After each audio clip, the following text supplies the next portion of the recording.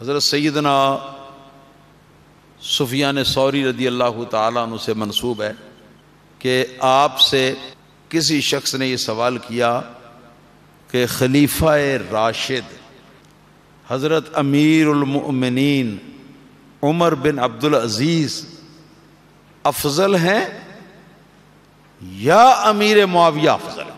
یہ سوال کیا گیا ان سے.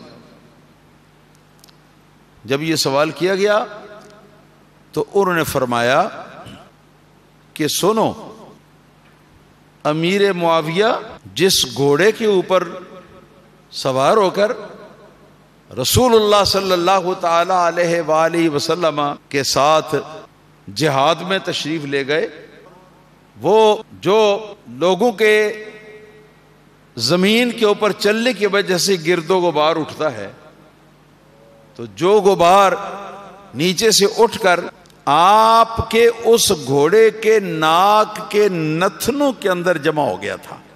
امیر معاویہ کے گھوڑے کے ناک کے نتنوں میں جو غبار جو ہے وہ جم گیا تھا.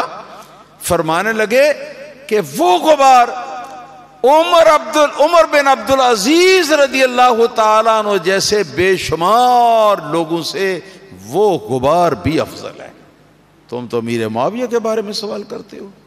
تو سیدنا امیر معاویہ رضی اللہ تعالیٰ عنہ آپ کے اوپر تنقید کرنا یہ رافضیوں کا شیوا ہے، ان لوگوں کا شیوا ہے جو رافضی ہیں، شیعہ ہیں، چھپے ہوئے شیعہ ہیں، یہ ان کا شیوا.